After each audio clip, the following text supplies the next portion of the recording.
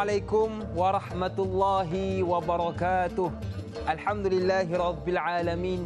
Wassalatu wassalamu ala rasulina wa habibina wa syafi'ina wa tabibi qulubina wa qudwatina wa zukhrina wa maulana Muhammad wa ala alihi wa sahbihi ajma'in wa man tabi'ahum bi ihsanin ila yaumiddin, amma ba'. Tanak lemang jangan diketuk-ketuk, lemang mentah dijadikan hidangan. Dunia dikejar sehari suntuk, tuntutan ilmu ditangguh jangan. Jadi kepada sedang penonton yang dirahmati Allah sekalian, jom sama-sama kita menyusun kalimah syukur kepada Allah Subhanahu wa taala kerana pada pagi ini Allah panjangkan umur kita. Berapa ramai sahabat kita yang sudah dijemput ke ilahi, tetapi Allah masih lagi memanjangkan umur kita. Dan gunakan umur yang dipanjangkan oleh Allah Subhanahu wa taala ini dengan menuntun ilmu. Jadi pastikan anda menonton, yang sedang menonton dan belum menonton, jom sama-sama kita menonton rancangan ilmu di pagi hari. Tanyalah Ustaz, biar tahu, jangan keliru. Baik sedang penonton yang dirahmati Allah sekalian, pagi ini kita nak membicarakan tentang suatu hadis yang membicarakan tinggalkan yang meragukan. Bersama dengan panel kita yang sudah dikenali, suaranya lunak, wajahnya segak, pendiriannya tegak. Tak lain tak bukan guru kita Al-Fadhil Ustaz Muhammad Ilyas Ismail. Ya, saya.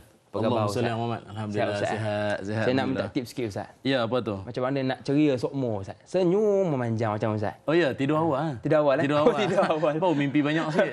Mimpi indah. Oh, senyum semacam Ustaz. Ya. Baik Ustaz, terima kasih atas tips yang diberikan. Kepada anda sedang penonton yang ingin ajukan soalan, boleh buat panggilan ke nombor 0355690349 atau boleh WhatsApp kami ke nombor 011123364880 atau terus ke Facebook kami, Tanyalah Ustaz TV3. Dan pastikan soalan yang diajukan sekitar tajuk kita pada pagi ini, iaitu tinggalkan yang meragukan. Jadi insya-Allah tanpa buang masa, terus kita hulurkan kepada guru kita untuk mukaddimah tajuk kita pada pagi ini. Silakan Ustaz. Baik. Assalamualaikum warahmatullahi wabarakatuh. Bismillahirrahmanirrahim. Alhamdulillahirabbil alamin. Wassalatu wassalamu ala Rasulillah wa ala alihi wa sahbihi ajma'in. Allahumma aghnina bil ilmi wa zayyinna bil hilmi wa akrimna bit taqwa wa jammilna bil afiyah. Ya Allah, kayakanlah kami dengan ilmu, hiaskanlah kami dengan kelembutan, adab dan akhlak yang mulia. Muliakanlah kami dengan ketakwaan dan cantikkanlah kami dengan kesihatan tubuh badan. Amin. Ya Rabbal Alamin. Alhamdulillah, syukur kepada Allah SWT. Kembali kita dalam rancangan Tanyalah Ustaz. Terima kasih kepada adinda saya Da'i Hakim. Semoga dirahmati Allah. Amin. Dan semua rakan-rakan kru penerbitan Tanyalah Ustaz dan para penonton, para alim ulama, asatiza, tuan-tuan guru, dan tak lupakanlah pada ibunda saya. Mohon semua doakanlah mak saya kurang sihat sikit sekarang ni. Moga Allah memberikan kesihatan buat ibunda saya dan semualah rakan-rakan kita yang mungkin sedang dalam ujian Allah. Moga Allah ringankan ujiannya, mahupun Allah angkat darjat daripada kesabaran di sebalik ujian yang menimpa, insya-Allah ya. Amin ya rabbal alamin. Baik, dalam kesempatan kita kali ini dalam silibus hadis, insya-Allah kita akan bicarakan tajuk yang telah disebut oleh Da'i Hakim sebentar tadi, iaitu tinggalkan yang meragukan. Jadi oleh itu izinkanlah saya untuk kita mulakan dengan ayat suci Al-Quran, sekadar untuk kita mengambil keberkatan ayat di pagi hari yang penuh barakah ni, insya-Allah ya. Ayat yang akan saya bacakan ini adalah daripada surah Al-Hujurat ayat yang ke-15 ya. Hujurat ayat yang ke-15. A'udzubillahi minasyaitonirrajim. Innamal mu'minuna alladzina amanu billahi wa rasulihi thumma lam yartabu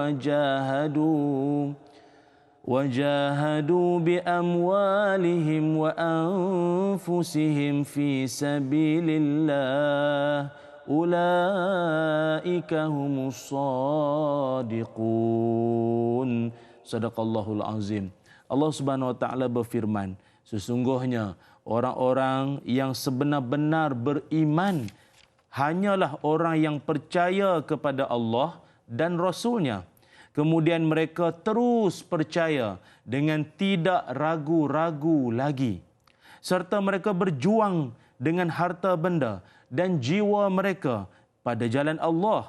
Mereka itulah orang-orang yang benar pengakuan imannya. Surah Al-Hujurat ayat yang ke-15. Sadaqallahul azim. Ini daripada ayat ni Dai Hakim dapatlah kita belajar bahawa Allah Taala menyatakan bahawa tanda sifat orang beriman ni ialah dia yakin, dia bersungguh dalam apa usaha yang dia buat, walaupun barangkali ada orang cuba nak menggugah jiwa prinsip dia apa, tapi dia tetap teguh, tak ada ragu-ragu lagi dah dalam perjuangan dia, dalam usaha dia, dalam kehidupan ni dia tak ada ragu-ragu. Dia yakin bahawa setiap janji Allah, setiap janji Nabi itu pasti benda tu akan mendapat pulangan yang berbaloi bagi seorang yang beriman.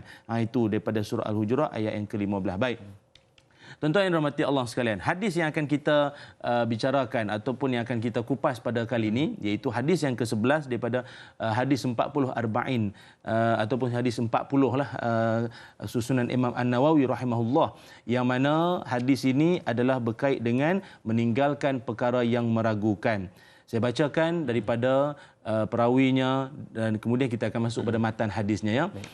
Para penonton yang dirahmati Allah sekalian, Nabi Muhammad sallallahu alaihi wasallam dalam hadis yang diriwayatkan daripada an Abi Muhammad Al-Hasan bin Ali bin Abi Talib sibti Rasulullah sallallahu alaihi wasallam wa rihanatihi radhiyallahu anhuma qala. Baik, kita tengok ya. Iaitu daripada riwayat daripada Sayyidina Hasan. Siapa Sayyidina Hasan? Iaitu anak kepada Sayyidina Ali karamallahu wajhah radhiyallahu an, cucu Nabi Muhammad sallallahu alaihi wasallam. Sedikit tambahan, nota tambahan sikit, ya. Kenapa Sayyidina Hasan juga disebutkan sebagai Sayyidina, ya, iaitu kerana kata Nabi Muhammad sallallahu alaihi wasallam, ibni haza sayyidun. Anakku, cucuku ini dia adalah pemimpin. Sayyid itu maknanya pemimpin. Maka disebutkan juga oleh baginda Nabi, wala'allallah ayyuslihu bihi baina fi'atain minal muslimin. Kata Nabi, setelah dia dewasa, yakni Sayyidina Hasan, perawi hadis ini, dia bila dia dah besar, dia dah dewasa, dia ni akan mendamaikan di antara dua kelompok besar yang bertikai, yang bertelagah, iaitu antara penyokong Sayyidina Ali dengan penyokong Muawiyah bin Abi Sufyan. Maka Sayyidina Hasan ini kata Nabi SAW akan menjadi pendamai nanti. Ada kisahnya pun panjang sekali yang kita mungkin di masa-masa akan datang kita akan bicarakan. Itu disebut sebagai Sayyid, pemimpin. Dan disebutkan lagi apa? Sibti. Sibti ni maknanya apa? Sibti ni maknanya cucu. Tapi cucu yang macam mana? Macam kita orang Melayu kata cucu, cicit bawah lagi, ya. Bawah lagi mungkin ciot apa lama-lama. Tapi kalau dalam bahasa Arab, sibti ini cucu. Cucu yang mana? Cucu daripada anak perempuan kita. Dia ada dua istilah di sini. Satu sibti, satu hafid. Kalau sibti, macam saya sebutkan tadi, iaitu cucu daripada anak perempuan kita. Hafid, cucu daripada anak lelaki kita. Kalau kita semua cucu, tak ada sibti, tak ada hafid, apa semua tak ada dah. Ataupun Mak Saleh pun grandson lah. Grandson lah, cucu. Macam tu. Dan disebutkan dalam riwayat tadi juga, waraihanatihi. Maksudnya apa? Kesayangan, kesenangan, kebahagiaan, kebanggaan Nabi Muhammad sallallahu alaihi wasallam. Artinya Sayyidina Hasan ini begitu mulia sekali di mata baginda Nabi sallallahu alaihi wasallam. Baik, apa yang disebutkan oleh beliau? Hafiztu min Rasulillah sallallahu alaihi wasallam. Hafiztu, apa makna hafiztu? Maknanya perkongsian kita ni lebih cantik lah kalau para penonton ada kitab kat depan. Saya baca satu-satu ni lagi nampak ada apa tu dia panggil apa ya, terus faham lah, nampak depan mata. Hafiz tu aku menghafal, atau aku mendengar, atau aku menjaga ia dalam fikiranku, atau aku ingat ia dalam hatiku. Hafiz tu. Baik, tu orang panggil hafiz ni siapa? Orang yang menghafal 30 juzuk Quran.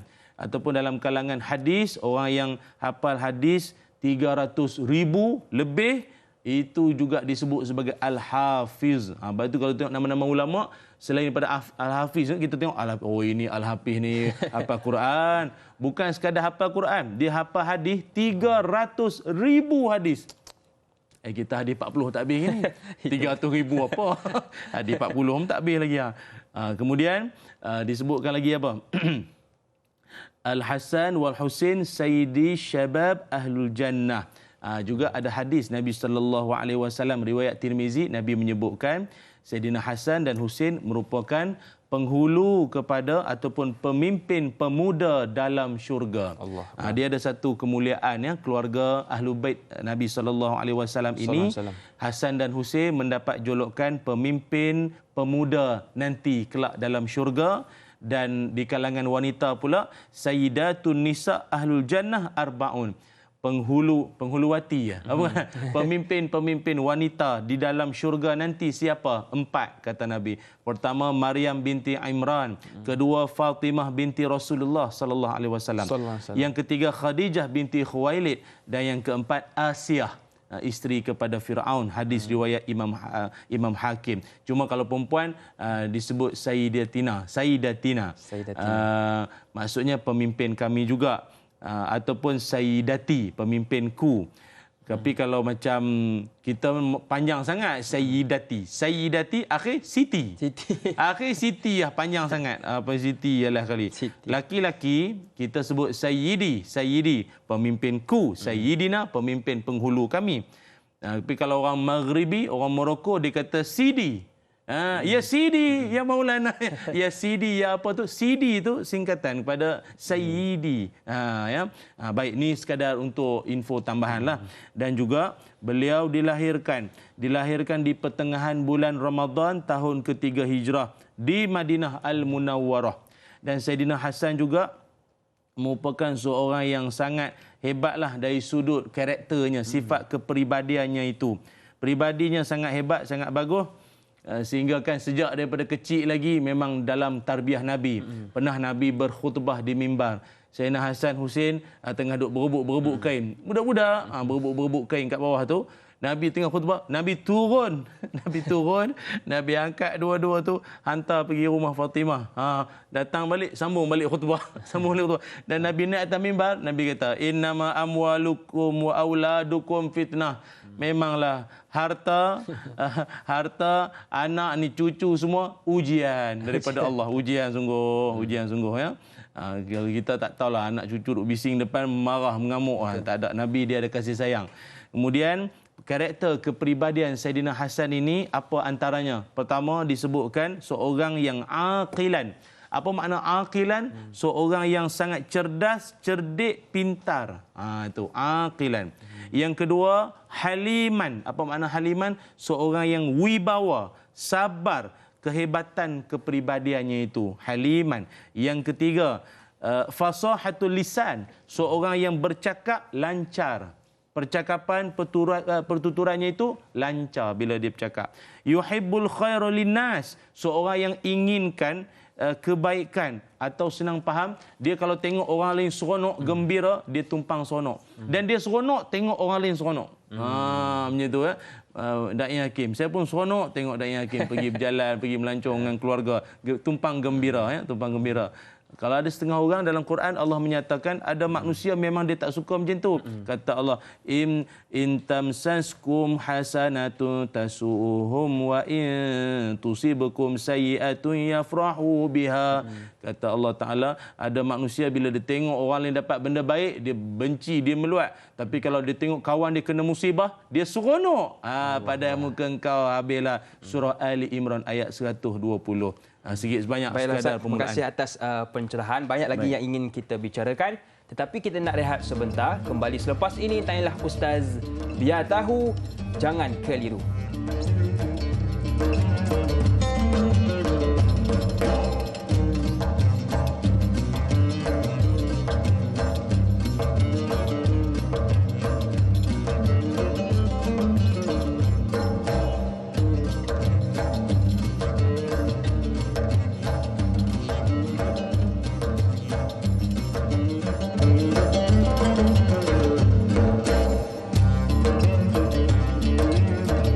Alhamdulillah, terima kasih kepada sidang penonton yang masih lagi sudi bersama dengan kami. Buat anda yang baru bersama dengan kami, hari ini kita membincangkan tentang tinggalkan yang meragukan bersama dengan guru kita Al-Fadhil Ustaz Muhammad Ilyas Ismail. Jadi kepada sidang penonton yang ingin ajukan soalan boleh sahaja buat panggilan ke nombor 0355690349. Kalau akak WhatsApp laju sikit, internet laju sikit, boleh WhatsApp kami ke nombor 0111-1233-6480 atau terus ke Facebook kami, tanyalah Ustaz TV3. Jangan laju sangat dah yakin, tak sempat nak catat. Belah kanan ada, jangan risau. Baiklah Ustaz dan sidang penonton. Tadi Ustaz ada bicarakan tentang yang Saidina Hasan merupakan cucu kepada Nabi Muhammad sallallahu alaihi wasallam. Kita nak tahu juga, adakah Saidina Hasan ni Ustaz tergolong sebagai sahabat Nabi kita? Mungkin Ustaz ada sedikit pencerahan. Terima kasih para penonton yang dirahmati Allah sekalian. Saidina Hasan juga adalah cucu Nabi Muhammad sallallahu alaihi wasallam yang mana dalam masa yang sama juga, ya betul, beliau juga merupakan dalam kalangan sahabat Nabi Muhammad sallallahu alaihi wasallam. Yang mana apa tafsiran makna sahabat Nabi untuk nak mudah faham ya? Nak digolongkan, nak dikatakan, kategorikan mereka, beliau, siapa pun sebagai sahabat Nabi, mesti ada 3 dia punya syarat dia. Pertama sekali, malaqiyan Nabi, iaitu siapa-siapa yang bertemu dengan Nabi Muhammad sallallahu alaihi wasallam, maka dia sahabat Nabi. Tapi nanti dulu, tu yang pertama. Yang kedua, wa amana bihi. Iaitu dia mesti beriman dengan Nabi Muhammad sallallahu alaihi wasallam. Abu Lahab pun jumpa Nabi tapi tak beriman dengan Nabi. Tak termasuk. Dan yang ketiganya, wa mata 'alal Islam, dia mati sebagai orang Islam. 3 ini. Abu Jahal pun jumpa juga Nabi tapi tak beriman dengan Nabi dan mati pun bukan sebagai Islam. Maka tak termasuk dalam kalangan sahabat. Faham ya? 3 syarat nak jadi sahabat Nabi, bukan nak jadi sahabat Nabi. Maksudnya 3 ciri yang dikategorikan sebagai sahabat Nabi. Kita ulang sekali lagi. Malaqiyan Nabi, siapa-siapa yang bertemu dengan Nabi. Yang kedua, wa amana bihi, dia beriman dengan Nabi sallallahu alaihi wasallam. Yang ketiga, ya wa mata 'alal Islam, meninggalnya, wafatnya sebagai Islam. Wallahu a'lam. Ustaz, terima kasih atas pencerahan. Jadi kepada akak-akak, abang-abang mak kita belum tentu lagi jadi sahabat dan bukan sahabat Nabi pun. Ustaz, mak saya meninggal dalam Islam kot, beriman kot. Baru 2. Satu lagi iaitu bertemu dengan Nabi Muhammad sallallahu alaihi wasallam, barulah digelar sahabat kepada Nabi Muhammad. Baiklah Ustaz, mungkin Ustaz nak teruskan. Tengok makam. Mungkin Ustaz nak teruskan syarahan tentang hadis kita. Baik, para penonton dan dirahmati Allah sekalian. Kenapa kita cerita sikit tentang perawi tadi? Latar belakang dia siapa, dengan Nabi, apa kaitan semua, supaya kita ni akan lebih menghargai, menghayati dan lebih memuliakan hadis yang bakal kita baca. Sebab kita berkenalan terlebih dahulu dengan siapa yang membawa, siapa yang menyampaikan, meriwayatkan hadis ini. Maknanya seorang yang sangat mulia, seorang yang sangat baik. Itu ceritanya. Baik, hadisnya ialah Nabi Muhammad sallallahu alaihi wasallam, baginda bersabda, "Da'ma yaribuka ila ma la yaribuka." Itu saja. Sedekah Rasulullah sallallahu alaihi wasallam. Apa kata Nabi? "Da'ma yaribuka ila ma la yaribuka." Berapa patah perkataan tak sampai 10. Da'ma yaribuka ila ma la yaribuka. 7 pendek. Innamal a'malu binniyat. 7 ya, kan? Senang nak hafal. Sekali lagi kita sebut sama-sama, hafal hadis dapat keberkatan. Ma yaribuka ila ma yaribuka. Apa maknanya? Nabi sallallahu alaihi wasallam bersabda, tinggalkanlah sesuatu yang meragukan kepada sesuatu yang tidak meragukan. Kita ulang sekali lagi. Kita pun ada paparan hadis di skrin TV masing-masing, boleh tengok, ataupun di Facebook live kita pun boleh tengok ya. Tinggalkan. Apa kata Nabi? Tinggalkan sesuatu yang meragukan kepada sesuatu yang tidak meragukan. Dan kalau para penonton perasan perkataan ataupun kalimah yaribuka. Yaribuka tu macam pernah nampak tak perkataan tu di mana? Raib. Ra ya ba. Raib. Raib tu biasa jumpa di mana? Di mana? Raib. Ingat tak? Zalikal kitabula raiba fi. Dan itulah kitab Al-Quran yang tidak ada keraguan padanya. Artinya kalimah raib ini dah memang familiar dah. Kita dah yang sering baca Quran, dia dah biasa dengan kalimah itu. Raib itu maknanya meragukan. Artinya, dan ulama-ulama hadis pun mengulas hadis ini sebagai hadis yang jawami'ul kalim, ataupun hadis yang menghimpunkan banyak perkara. Kata Syekh Dr. Hisham Kamil Hamid Musa Al-Syafi'i Al-Azhari. Punya hebat nama. Nak al tu peletih kita. Orang hebat sangat. Hadis ini merupakan al-jami'. Al-jami' artinya menghimpunkan, mencakup segala aspek ibadah, akidah, sosial, budaya, ekonomi, muamalah dan banyak lagi. Maknanya ungkapan hadis yang singkat, yang ringkas, tapi dia membicarakan ataupun dia boleh dibincangkan dalam banyak aspek sekali. Sebab soal isu ragu-ragu ni, dia akan membabitkan banyak hal. Sama ada akidah, keraguan kita. Ada setengah tanya, Allah ni ada jantina ke tak ni? Allah ni laki ke perempuan? Kan itu dari sudut akidah, dari sudut ibadah. Aku ni tadi wuduk ni, dah wuduk ke belum? Ni basah hujan ke basah ambil semayang ni? Ragu-ragu. Dan banyak lagi. Artinya walaupun hadis ini pendek, namun dia punya huraiannya itu sangat luas sekali perbincangan dan juga perbahasannya itu. Namun ada juga nanti sebagai riwayat tambahan ataupun hadis yang akan kita tambah nanti di pertengahan perbicaraan kita nanti, insya-Allah. Baik Ustaz, terima kasih atas pencerahan. Jadi sudah penonton dah hafal belum? Saya pun nak test juga ni. Kita tengok ni. Okay. Da'ma yaribuka ila mala. Tak ingat pula. Ila mala yaribuka. Jadi insya-Allah jangan ragu-ragu. Jangan ragu-ragu. Saya insya-Allah habis tanya Ustaz, kita boleh ingat hadis yang pendek ini. Baik Ustaz, kita raikan soalan yang pertama di pagi ini. Ramdeseru. Assalamualaikum Ustaz dan da'i. Waalaikumsalam warahmatullahi wabarakatuh. Saya ingin bertanya, apakah bezanya ragu-ragu, was-was dan syak? Atas sebab apakah datangnya keraguan dan perlu ditinggalkan?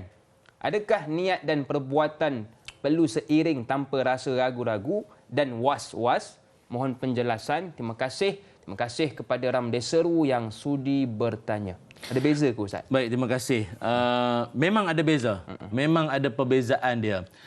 Syak, ragu-ragu maupun was-was. Memang ada beza dia. Cuba tengok Kalau yang disebut sebagai ragu-ragu, yang perbincangan kita ni, itu perkara yang normal. Dalam hati setiap orang tu, dia akan ada juga ragu-ragu. Dan ragu-ragu ini pun penting. Kalau tak adanya keraguan, maka kita pun takkan jadi orang yang berhati-hati. Pergi kedai makan, tengok yang masaknya tu, dia ni orang mana? Orang mana kan? Kita pun aku ni kan. Lepas tu okey ke bersih tak bersih ni kan? Dia ada ragu-ragu sikit kan? Macam sekarang, aku ni dah sanitize belum tangan aku ni? Kan musim-musim virus ni. Jadi kita ada ragu-ragu, itu biasa. Kerana apa? Kita akan lebih bersikap berhati-hati. Bagaimana pula dengan syak dan juga was-was? Dia macam ni. Contoh, saya ambil contoh apa ya? Contoh macam solat. Ini perkara normal kalau kita nak semayang. Contoh bila kita nak semayang, kita pun katalah solat maghrib, ngarik-ngarik. Allahu Akbar. Tengah-tengah semayang tu ataupun masa tengah duk baca Fatihah, wairil maghdubi alaihim. Aku dah niat belum Aku dah niat belum Aku punya mayang maghrib ni dah niat belum Okey.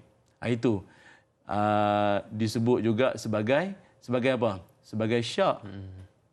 Ataupun bila kita sembahyang maghrib, Allahu Akbar, tengah baca Fatihah, waladhdallin. Batu jemaah kuat sangat. Amin.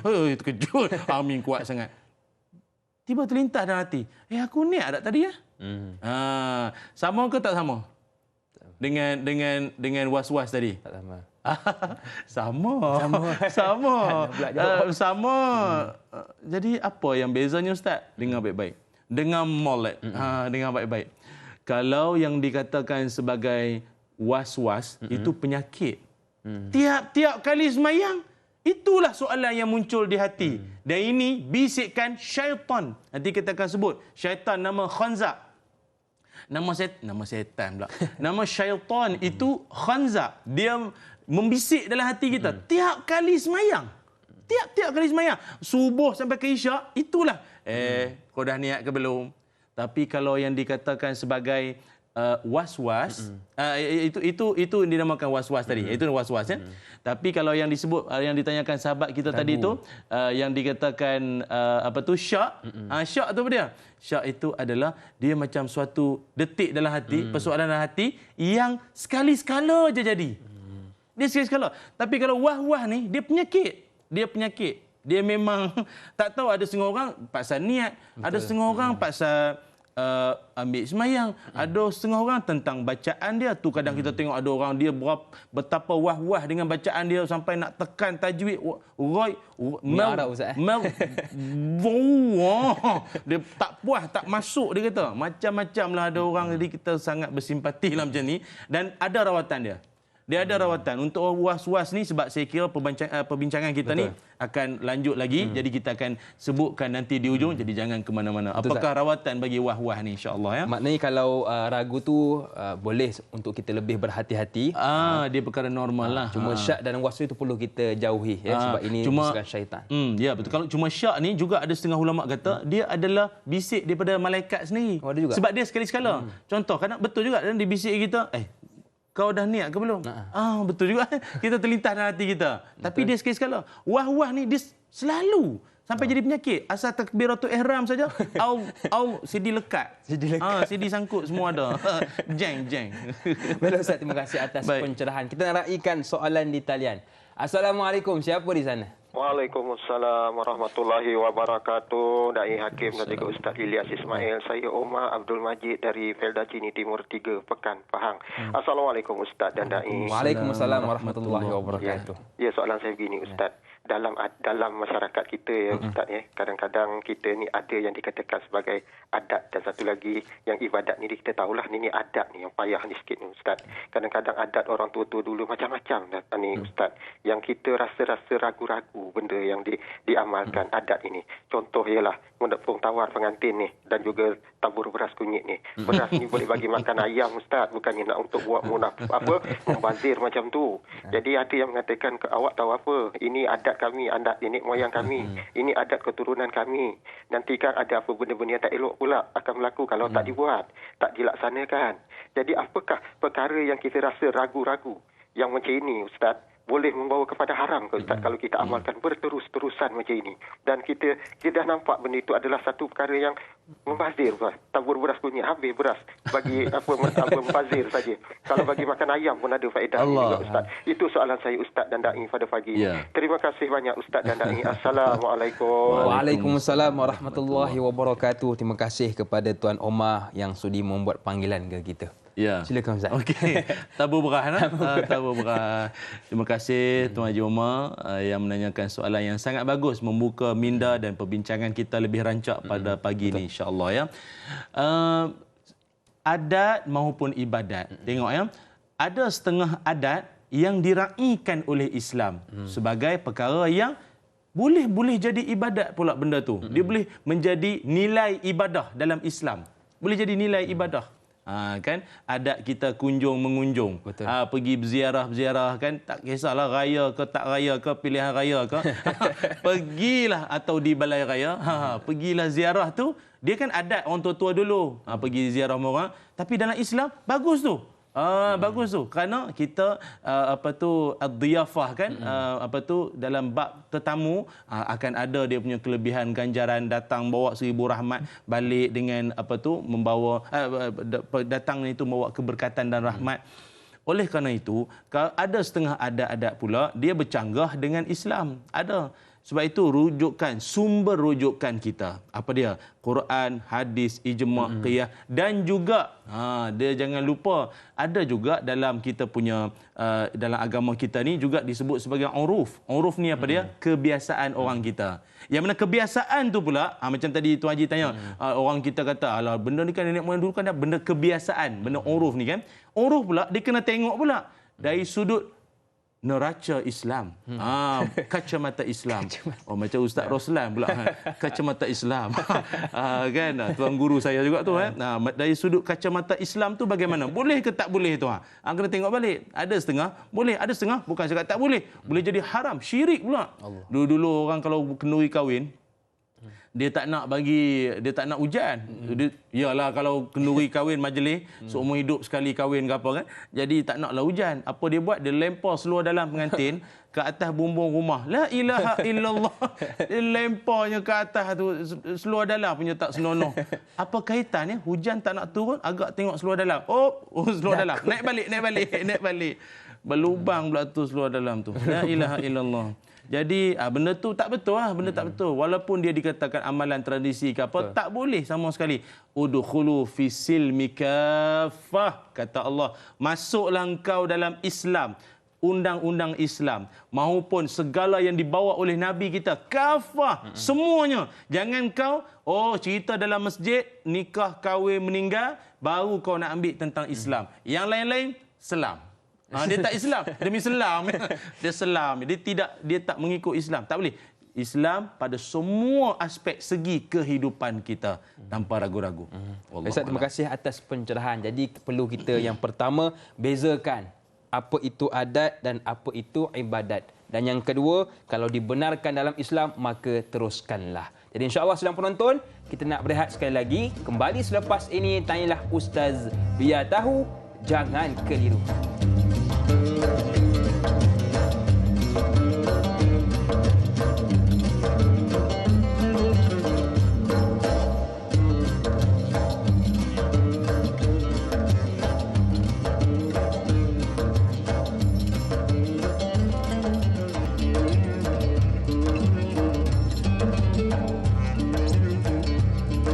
Alhamdulillah, terima kasih kepada anda yang masih lagi sudi bersama dengan kami. Buat anda yang baru bersama dengan kami, mungkin yang baru balik dari surau atau masjid, pagi ini kita membincangkan tentang tajuk tinggalkan yang meragukan bersama dengan guru kita Al-Fadhil Ustaz Muhammad Ilyas Ismail. Jadi kepada akak-akak, abang-abang yang ingin ajukan soalan, boleh buat panggilan ke nombor 0355690349 atau boleh WhatsApp kami ke nombor 011123364480 atau terus sahaja ke Facebook kami, tanyalah Ustaz TV3. Pastikan soalan yang diajukan sekitar tajuk kita pagi ini, iaitu tinggalkan yang meragukan. Baiklah sidang penonton dan Ustaz, kita nak raikan soalan seterusnya di WhatsApp. Soalan yang diajukan oleh Nur dari Pantai Dalam, Kuala Lumpur. Assalamualaikum Ustaz, da'i dan kru tanyalah Ustaz. Waalaikumsalam. Saya ingin bertanya, adakah sifat meragukan ini juga adalah salah satu cara seseorang itu untuk menimba ilmu dan belajar dengan mencari jawapan dengan ilmu rujukan daripada yang arif tentang sesuatu perkara yang diragui itu? Terima kasih kepada Nur yang sudi bertanya. Silakan Ustaz. Baik, terima kasih pada sahabat kita yang menanyakan menerusi WhatsApp. Sebenarnya memang manusia ini dia memang akan timbul keraguan dalam hati dia itu. Keraguan dalam pelbagai isu, pelbagai keadaan dan pelbagai hal. Maka oleh kerana itu, macam saya sebutkan di awal tadi kan, pertemuan kita tadi, saya ulang kembali, ragu-ragu ni kadang-kadang dia boleh menjemput jiwa kita untuk nak lebih mengetahui. Betul. Untuk nak lebih mengetahui. Sebab itu biar tahu, jangan keliru. Jangan keliru. Don't confuse. Kita dah sebut hari-hari. Jangan confuse lagi. Biar tahu, jangan keliru. Supaya kita tidak lagi keliru. Atau kalau keliru ni dia dah ada antara 2 dan 3 dan macam-macam lagi. Kalau ragu-ragu ni barangkali dia nampak satu benda yang tak pasti lagi. Dia tak nak clear lagi. Maka menjemput jiwa dia untuk nak lebih mendalami. Cuma Cuma bila kita nak mendalami itu pula kena ada satu sikap lagi, iaitu fasalu ahla zikri in kuntum la ta'lamun. Bertanyalah engkau pada golongan-golongan orang-orang yang ahli, yang pakar dalam bidang tersebut. Kerana apa? Mereka lebih alim, mereka lebih tahu tentang dan lebih menguasai bidang tersebut. Jangan tanya pada salah orang. Terus terang cakap, kalau macam saya sendiri, ada juga kadang orang duk tanya faraid, apa hibah, wasiat semua. Jangan tanya saya. Tapi yang sedihnya itu, dia tanya-tanya, lepas tu kita tak boleh nak jawab.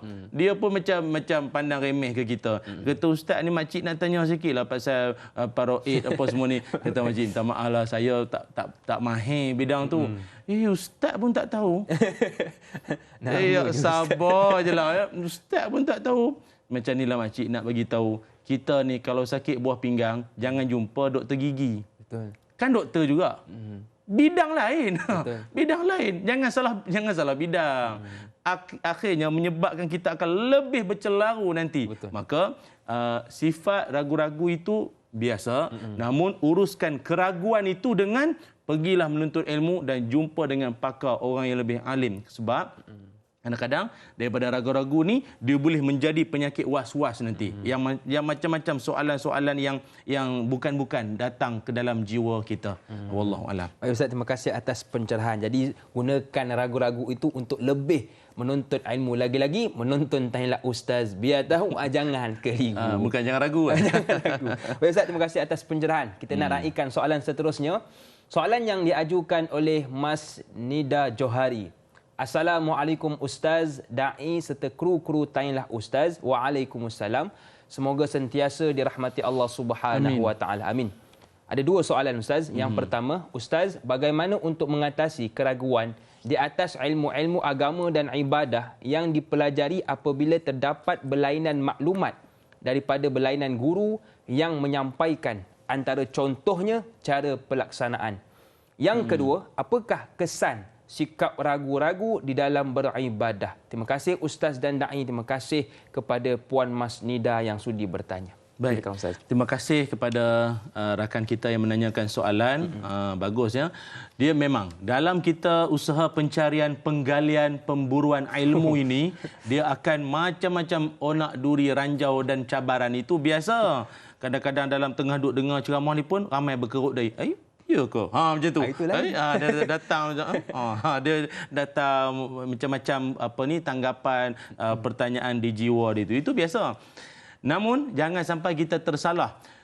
Dalam Islam sendiri memang ada perbezaan pandangan, baik itu mazhab-mazhab yang kita dah biasa dengar dalam perbincangan di masjid-masjid dan surau-surau. Perbezaan pandangan. Ingat, perbezaan bukan bermakna permusuhan. Saya ulang sekali lagi, berbeza bukan bermakna bermusuh. Maknanya Ustaz, Imam Syafi'i itu memang tak suka lah dengan Imam Ahmad ke Imam Bukan tak suka la ilaha illallah, bukan cerita tak sefahaman tidak sependapat bererti bermusuh, tidak. Tapi bagi kita sebagai umat orang awam ni pula, ia sebagai suatu rahmat, satu kelebihan dengan banyaknya cabang-cabang perbahasan. Cuma jangan sampai ilmu yang kita belajar-belajar itu sampai akhirnya tak ada panduan, ataupun lebih teruk lagi, salah guru. Allah Akbar. Nabi Muhammad sallallahu alaihi wasallam. Nabi pernah sebut satu hari, kata Nabi, aku tak ada yang aku lebih bimbang, aku lebih risau berbanding Dajjal. Allah. Dajjal ni kira takut dah tu. Takut dah dia punya fitnah makhluk Dajjal ini. Allahumma inna na'udzubika min azabil qabr wa min azabi jahannam wa min fitnatil mahya wal mamat wa min syarri fitnati masihid Dajjal. 4 perkara minta berlindung. Salah satunya fitnah pembohongan makhluk Dajjal. Tapi Nabi kata ada yang lebih dahsyat lagi. Dalam erti kata apa? Dengar baik-baik. Yang perlu digaris bawahkan. Dengar baik-baik. Siapa yang bahaya ini, teruk Dajjal ni, apa dia ni? Iaitu, dengar, al-a'immatud dallah. Seorang guru yang menyesatkan. Allah. Dengar baik-baik tuan-tuan semua, sekali lagi saya sebut, al-a'immatud dallah maknanya seorang guru yang menyesatkan. Dia kalau macam musuh orang jahil, dia bercakap orang tak peduli. Betul. Dia pun tak sekolah. Kena buang dia. Tapi kalau guru yang menyesatkan ni sebab title guru, maka orang akan bagi perhatian. Orang akan dengar apa yang dia nak cakap. Dalam cakap-cakapnya itu, berunsur sesat. Habis semua. Sebab itu dalam Islam ada panduan untuk memilih guru yang kita boleh menuntut darinya. Untuk mengelak keraguan. Apakah di antaranya? Yang saya sebutkan. Iaitu dalam agama kita. Disebutkan. La tajlisu inda kulli alimin illa alladhi yad'ukum minal khamsi ilal khamsi.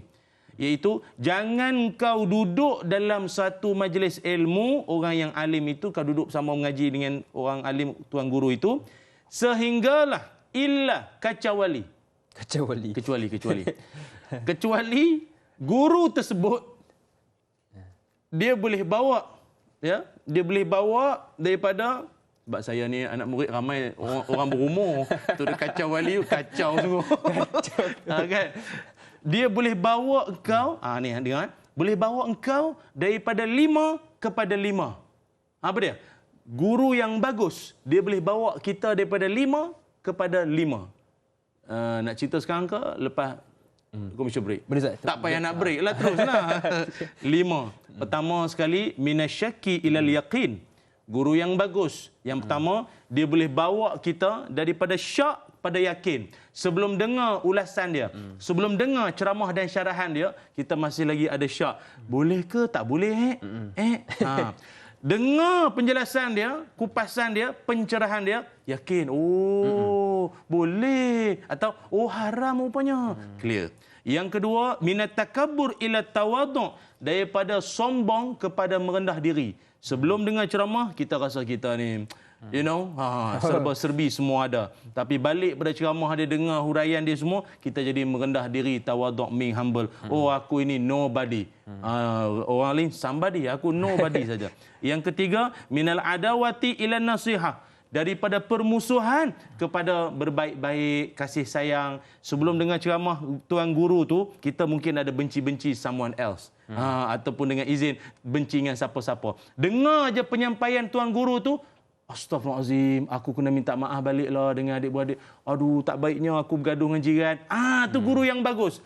Tapi kalau sebelum dengar, okey, lepas dengar tok guru tu balik nak bergaduh, something wrong. Something wrong. Yang keempat, minar riya ilal ikhlas.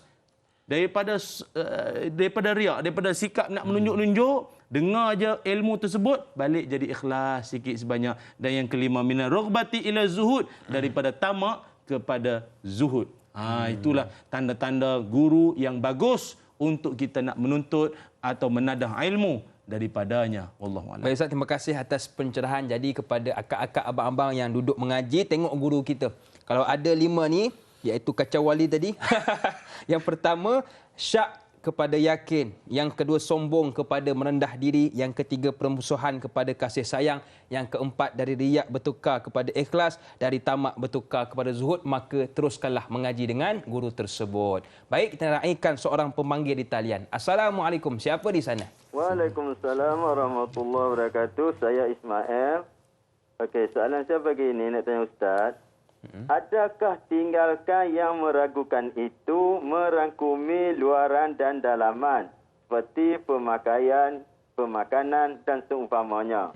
Okey, soalan yang kedua, apakah hikmah Rasulullah SAW melarang agar umat-umatnya sentiasa tinggalkan yang meragukan? Itu soalan saya pagi ini. Terima kasih Ustaz. Assalamualaikum warahmatullahi wabarakatuh. Waalaikumsalam warahmatullahi wabarakatuh. Terima kasih kepada Tuan Ismail dari Sungai Buloh yang sudi membuat panggilan ke kita. Ada 2 soalan Ustaz. Ya. Adakah meninggalkan ragu itu bermakna luar dan dalam?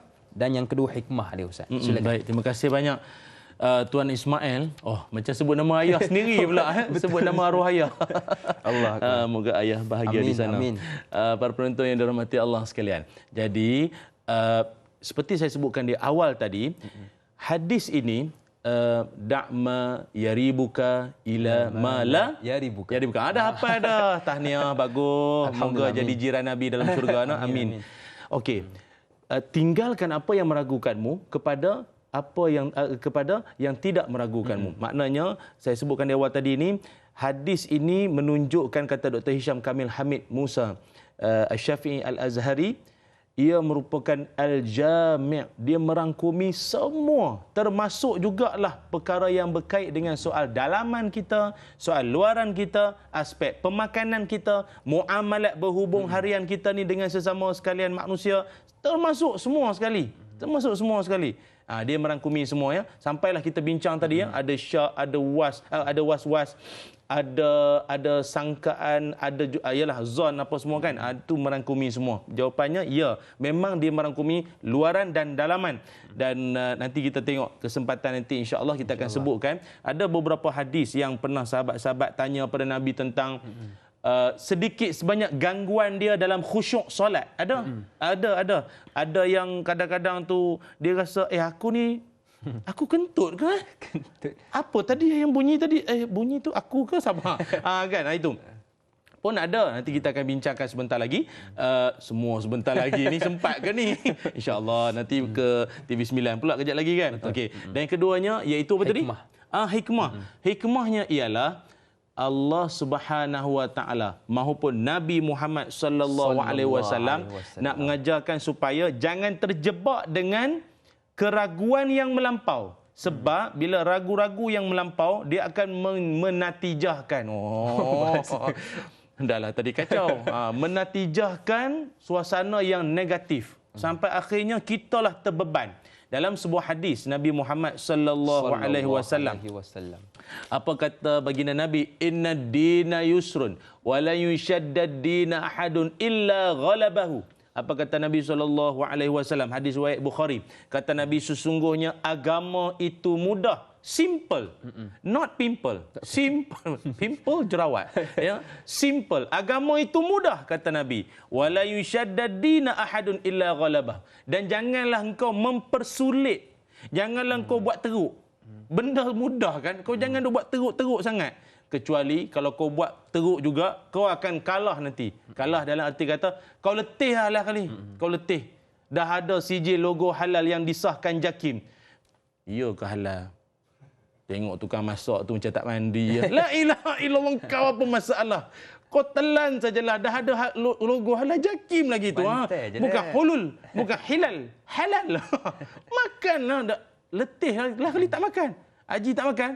Tak rasa nak makan lah, tengok tukang masak tu pun. La ilaha illallah. Kau nak sampai cok halal JAKIM tu pelekat di dada tukang masak tu ke apa? Cukuplah tanpa dia cermin. Memadai dah. Dia letih lah kali. Sebenarnya, syaitan ni, apa sebab dia nak menimbulkan wah-wah dalam hati kita, rasa macam, iya ke? Ya, terlalu sangat kadang-kadang. Dia nak kita rasa letih. Bosan dengan kebaikan dan ibadah. Orang kalau dah semayang sampai tahap letih lah semayang ni. Ni baru semayang fardu. Kan hari mana tahajud tengah malam lagi duduk sorang-sorang. Tak boleh aku macam ni. Kek jantung. Lah kali tak semayang. Betul. Syaitan nak tu. Susah semayang ni. Kau tengok kau berapa kali nak tak masuk-masuk. Ataupun kau ambil semayang dah macam terjun kolah dah. Lencun. Sejuk tu. Dah kena cari hair dryer dah. Lencun dah ni. Teruk Islam ni. Teruk. Letih kau. Dia nak kita letih. Hikmahnya apa dia? Bagi menjawab soalan. Sebenarnya Nabi nak kita tenang. Tenang. Agama ini tenang. Malah disebutkan juga sebagai agama Islam ini ajarannya itu wasidqu tama'ninatun. Kebenaran itu tenang. Wal fa innal kaziba raibatun. Dan penipuan itu meragukan. Padahal benda yang benar itu menenangkan, mendamaikan hati kita. Tenang dalam beribadah, jangan bertendang. Tenang. Wallahu a'lam. Baik Ustaz, terima kasih atas pencerahan. Jadi hikmah dia untuk kita ni tenang Ustaz dan tak bosan dalam melakukan perkara kebaikan. Baiklah, kita raikan soalan seterusnya. Mas Ripah Nur, Assalamualaikum Ustaz, da'i dan semua kru yang bertugas. Waalaikumsalam. Apakah perkara-perkara syubhat yang meragukan berkaitan dengan kehidupan dan ibadah untuk kita tinggalkan daripada melakukannya? Yang kedua, adakah orang yang tidak meninggalkan perkara yang meragukan ini dianggap tidak berhati-hati dan bersikap meremehkan urusan agama dan ibadahnya? Mohon pencerahan Ustaz. Terima kasih. Terima kasih kepada Mas Ripah Nur yang sudi bertanya. Tetapi Ustaz, kita nak berehat dahulu sebelum menjawab akan soalan yang diajukan. Baik. Kita berehat seketika, kembali selepas ini. Tanyalah Ustaz, biar tahu, jangan keliru.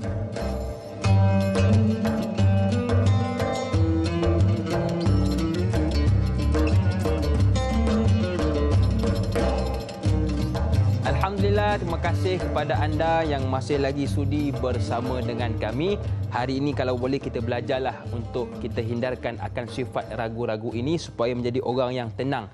Tidak seperti bak kata pepatah, bagai jawi terkurung siang, bagai haruan di dalam tua, bagai getah dibawa ke semak. Jadilah orang tenang, insya-Allah tenang dunia dan akhirat. Baiklah Ustaz dan sidang penonton, kita nak menjawab soalan tadi Ustaz. Soalan yang pertama tentang perkara-perkara syubhat yang perlu ditinggalkan dalam Islam ini. Silakan Ustaz. Baik, terima kasih banyak. Soalan tadi kalau tak salah saya iaitu berkait dengan perkara-perkara syubhat yang meragukan berkaitan dengan kehidupan dan ibadah untuk kita tinggalkan daripada melakukannya. Yang kedua, orang yang tidak meninggalkan perkara meragukan adakah dianggap sebagai tak berhati-hati? Bagus soalan ni ya. Okey, kita jawab begini ya. Para penonton yang dirahmati Allah sekalian, Da'i Hakim, apakah yang disebut sebagai perkara yang syubhah itu? Mari kita tengok. Syubhah ini dalam sebuah hadis Nabi SAW bersabda, "Innal halalu bayyinun wa innal haramu bayyinun." Sesungguhnya yang halal itu jelas, yang haram itu jelas. Wa bainahuma mutasyabihatun, dan di antara keduanya itu adalah syubhah, samar-samar. Halal ke haram? Halal ke haram? Dia macam bercampur-campur. Ada setengah orang, kadang-kadang dia punya sumber pendapatan dia bercampur. Siang kerja pejabat, malam rompak. Daripada duit rompak dengan kerja pejabat, duduk dalam satu akaun. Allah Akbar. Lepas tu dia belanja kita makan. Acana tu. Acana tu boh. Macam mana tu? Dia macam itulah. Dia syubhah tu. Nanti kita bincang macam mana pula kalau saya tahu dia tu penyamun dan saya tahu dia tu juga kerja siang hari ni. Ini macam mana kalau dia belanja makan? Sedap juga dia nak belanja ni oblong, sedap. Oblong. Tak makan, rugi pula. Bukan senang dia nak belanja ni penyamun ni. Macam mana? Itu kita akan sebut sebentar lagi. Cumanya dia isu-isu berkait dengan syubhah ini terlalu banyak. Cuma kebiasaan kita akan banyak bicara berkait dengan soal pemakanan kita maupun sumber rezeki pendapatan kita. Ingat kata ulama, rezeki membentuk hati. Rezeki membentuk hati. Rezeki baik membentuk hati yang baik. Dan perasan atau tidak teman-teman, sahabat-sahabatku sekalian, kalau orang tu duitnya itu daripada sumber yang haram, maka dia akan enjoy dengan jalan yang haram. Perasan tak?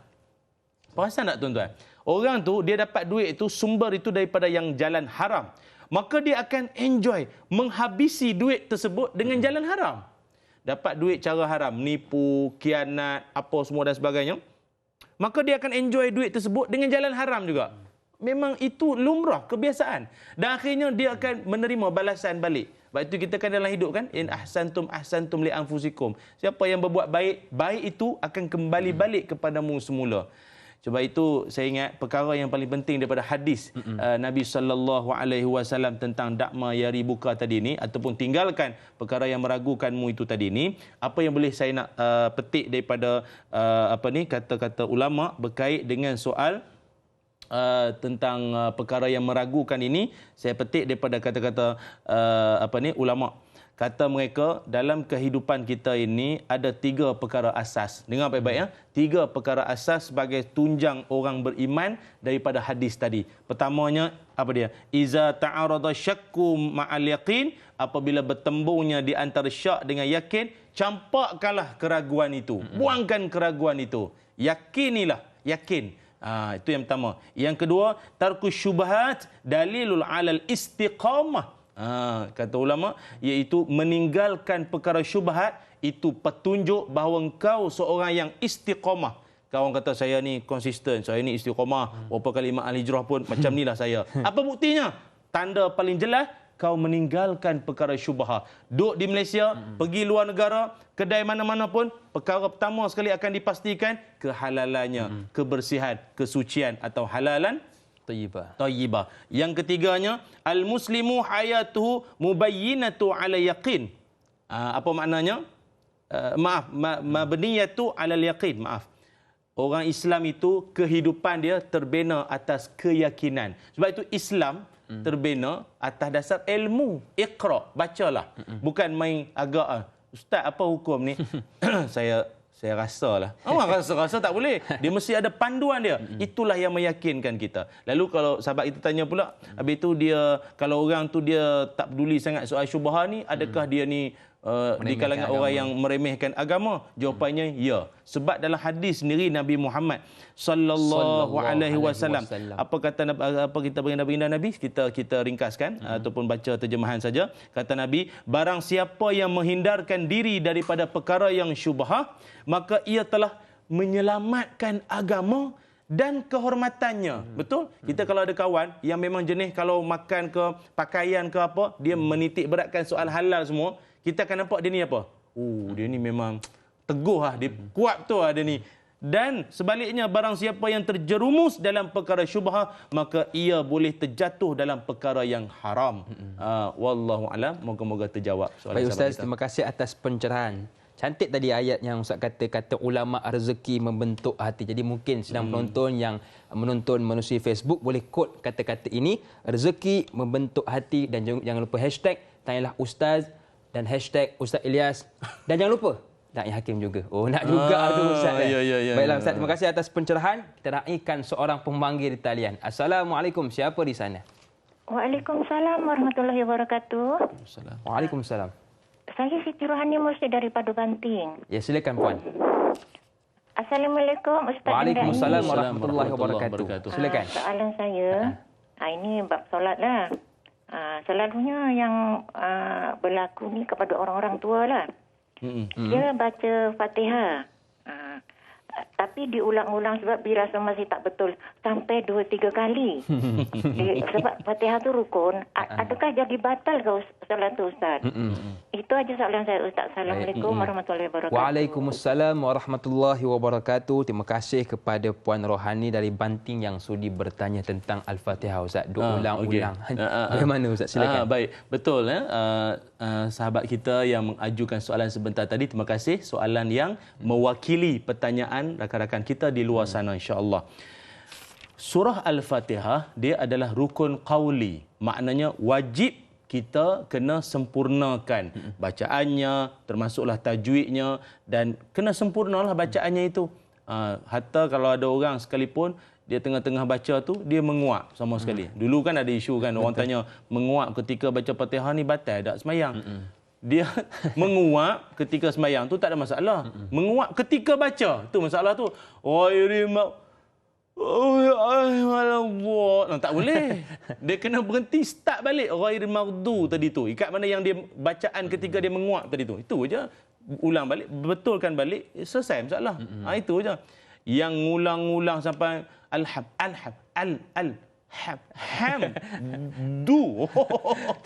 tak tahulah, dia semain isyak, subuh esok tak selesai lagi. Ni teruk. Yang ni sangat teruk tu saya kata di awal tadi kan, penyakit yuwaswisu fi sudurin nas. Itu memang syaitan disuka sangat tu, mewah-wahkan. Syaitan khanzab. Jadi apakah dia punya, jadi bila dah halalang tanya soalan ni, terus kita bagi tahulah apa di antara rawatan-rawatan dia itu sebenarnya. Sebab saya takut, saya bimbang apa tahu. Saya takut nanti Fatihah yang dibaca tu tak sempurna bacaan dia. Bila tak sempurna, menjejahkan semayang kita nanti tu. Rosak semayang kita. Fatihah ni tertinggal itu, tersalah sebut, makhraj tak kena apa sebagai, habis semayang kita kerana Fatihah saja. Maka oleh kerana itu, apa di antara kita boleh amalkan untuk melawan wah-wah ni bersama? Pertama sekali, jangan lupa pertama sekali, untuk menangani was-was ini, Nabi Muhammad sallallahu alaihi wasallam ketika ditanyakan oleh satu orang sahabat berkait dengan soal, dia sendiri dalam semayang dia, bacaan dalam semayang, dia ada sikit gangguan sikit. Ini sahabat Nabi dah tanya. Jadi apa kata Nabi? Gangguan ketika nak membaca apa semua dalam semayang ini, maka Nabi menyebutkan zaka syaitan yuqalu lahu khanzabun. Kan saya dah sebut tadi, kata Nabi SAW, itulah syaitan khanzab, iaitu dia mewaswaskan, dia menyebabkan kita jadi tak yakin dengan bacaan kita sendiri, was-was semua. Fa iza ahsastahu fata'awwadhu billah minhu. Dan kau pun minta berlindunglah pada Allah Ta'ala. Sebab itu kadang kita tengok sebelum sembahyang ada orang baca macam-macam lah. Auzubillahi minasyaitanirrajim. Qul a'udzu birabbin nas. Tara nak sembahyang tu. Betul lah tu kan, tapi janganlah terlalu lama sangat. Kemudian minta berlindung pada Allah. Kemudian ludahlah ke belah kirimu sebanyak 3 kali Nabi sebut. Dia ludah ni tuan-tuan jangan salah faham pula, betul-betul ludah yang ambil hak dalam ni, hak netui ketuk dia sembahyang pula dengan jemaah sebelah. Apa ni? Aku banyak syaitan lah. Tak boleh. Aku takut orang cakap kau tu syaitan nanti. Jangan memeludah ke orang. Ingat tak ada kerja lain. Jadi bukanlah ludah begitu. Maknanya kita macam apa, kita benci, kita sedar bahawa ini syaitan punya kerja. Ini syaitan punya kerja. Macam member dia pula syaitan. Tu lah. Saya pernah dengar ada seorang tok guru dulu, ni dia gurau. Tuan-tuan jangan kata ambil serius pula benda ni. Dia gurau lah, tok guru tu punya nak ajar. Dia kata kau kalau semayang, kalau duk wah-wah ke kan, aku ni baca, aku dah baca Fatihah belum? Ataupun aku ni niat semayang ke tak dia? Aku niat semayang ke tak tadi ya? Tok guru tu kata, niatkan tu, aku buat korban.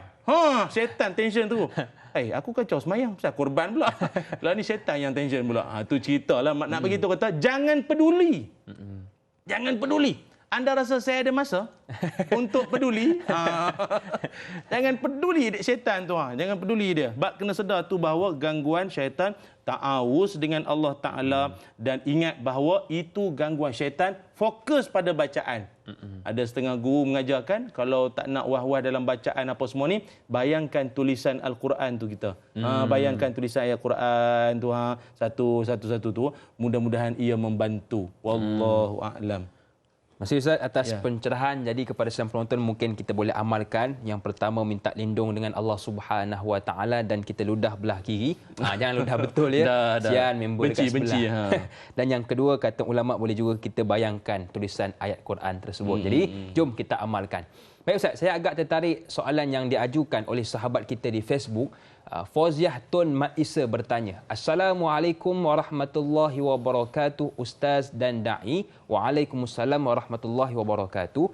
Semoga sentiasa dalam rahmatnya. Amin. Amin. Soalan saya Ustaz, bagaimana keraguan atau syak yang timbul mengenai sesuatu perkara yang tidak disandarkan kepada bukti dan merupakan perbuatan was-was dan perlu ditinggalkan? Adakah kerana ia akan menyebabkan syubhah berlaku disebabkan oleh keraguan, atau tanda tanya apabila terdapat dua bukti atau dalil yang saling bertentangan dan menimbulkan kesamaran? Mohon pencerahan Ustaz. Terima kasih Ustaz dan Da'i. Terima kasih kepada Puan Fauziah Tun Maisa yang sudi bertanya. Silakan Ustaz. Soalannya pun dahsyat. Ni buat tesis master ni nampak gaya ni soalan. Power sungguh pagi-pagi ni. Kita pula neuron tak berhubung sangat kadang-kadang pagi-pagi ni. Tuan-tuan yang dirahmati Allah sekalian, terima kasih sahabat yang bertanya tadi. Baiklah, oleh kerana itu, kadang-kadang dalam kehidupan kita ada setengah keraguan kita itu keraguan yang dalam keadaan yang kita pada waktu tu nak buat keputusan. Jadi kita pun wah-wah kita ni, boleh ke, tak boleh ke, macam mana?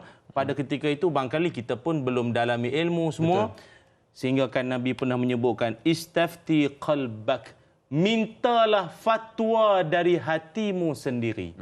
Mintalah fatwa daripada hatimu sendiri. Kadang orang kata, Ustaz, bukankah kita minta fatwa daripada Jabatan Mufti maupun Tuan Mufti sendiri ke apa?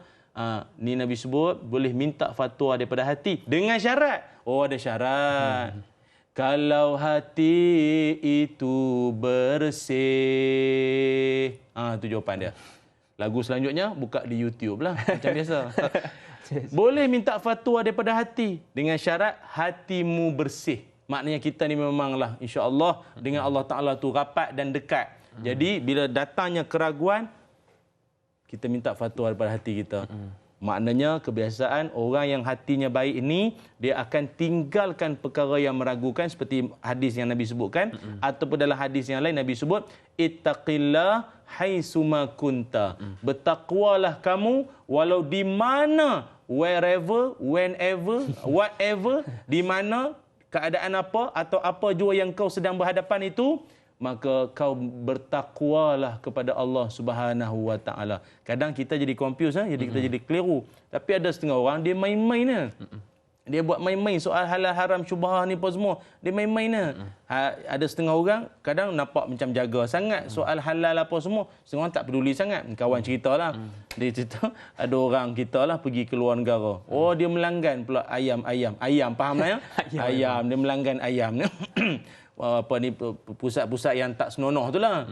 Dia dah selesai buat kerja dia, dia turun-turun, dia tanya kawan dia, sini mana makanan halal? La ilaha illallah, makanan halal. Macamlah yang dia buat tadi tu halal sangat. Jadi kita tak mahu macam tu. Sifat orang beriman, dengar ya, saya boleh simpulkan begini. Antara sifat orang beriman yang perlu semat dalam jiwanya apa dia? 4 perkara. Ataupun senang faham, macam mana nak kata ya? Akhlak kita dengan Allah, gitu kan? Akhlak dengan Allah, akhlak dengan Nabi, akhlak mak bapak, akhlak masyarakat jiran semua. Akhlak dengan Allah sekurang-kurangnya 4. Pertama sekali ialah kena ada sifat apa? Muhasabah.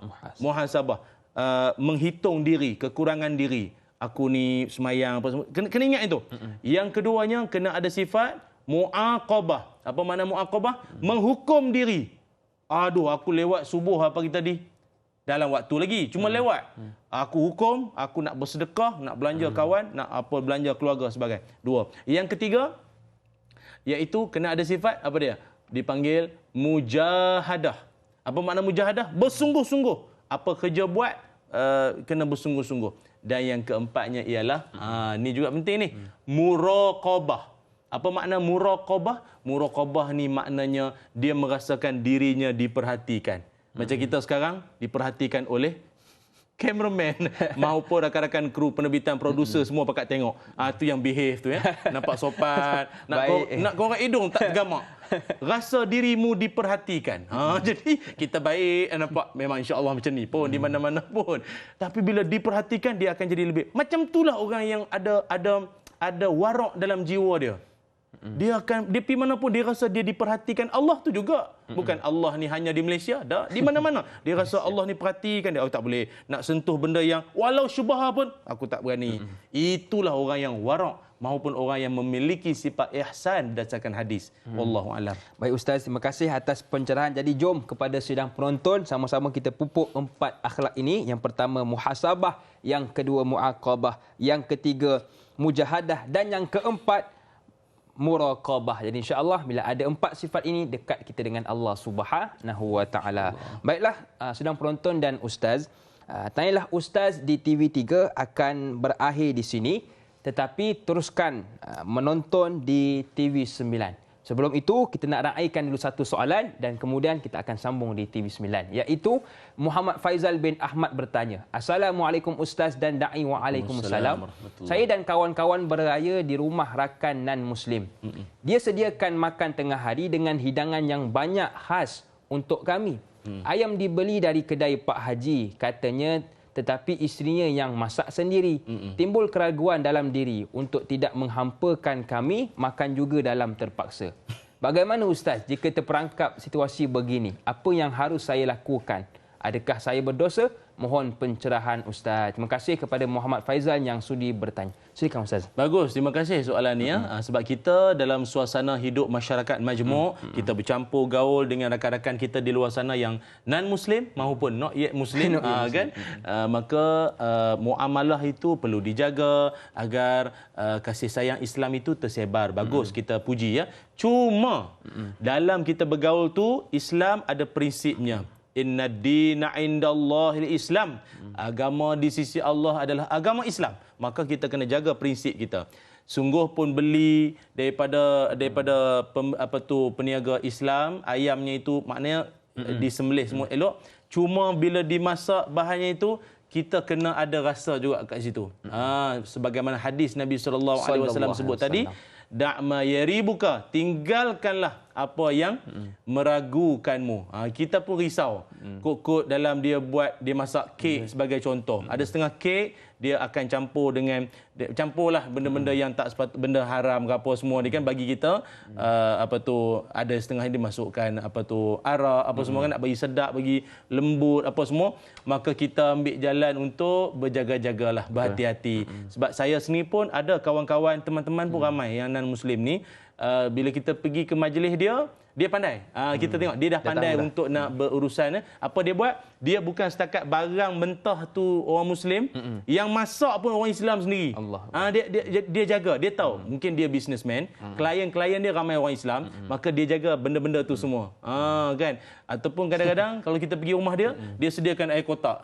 Air kotak, maknanya bukan dia yang bancuh, dia sediakan air kotak tu pun tak apalah. Takkanlah air kotak dia bancuh kat belakang tu. Air kotak tu pula ada cok halal jakim. Lagilah selamat ceritanya. Ya, mudah-mudahan bagi saya kita tinggalkan untuk memelihara diri daripada perkara-perkara yang kita ragu berdasarkan hadis ni. Wallahu a'lam. Baik Ustaz, terima kasih atas pencerahan. Jadi insya-Allah jom sama-sama kita amalkan apa yang Ustaz pesan tadi.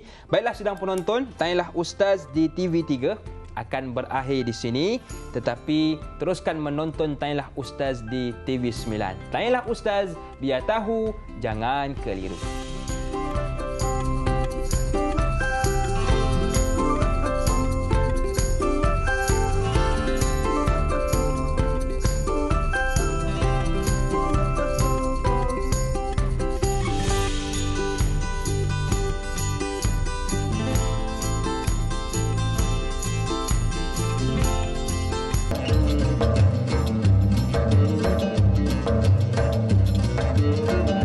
Alhamdulillah, terima kasih kepada sidang penonton yang masih lagi sudi bersama dengan kami. Buat anda yang baru bersama dengan kami, hari ini kita membincangkan tentang tinggalkan yang meragukan bersama dengan guru kita Al-Fadhil Ustaz Muhammad Ilyas Ismail. Kepada anda yang ingin ajukan soalan, boleh buat panggilan ke nombor 0355690349 ataupun boleh WhatsApp kami ke nombor 011-1233-6480 atau terus ke Facebook kami Tanyalah Ustaz TV3. Betul kata Ustaz tadi, jangan kita duk layan akan sifat ragu-ragu ini, sebab kata orang tua, kalau ragu sudah datang, hidupnya sama dengan lalang. Kalau ragu dalam ibadat, dunia akhirat rasa sendat. Kalau ragu bekerja, hidup pun sengsara.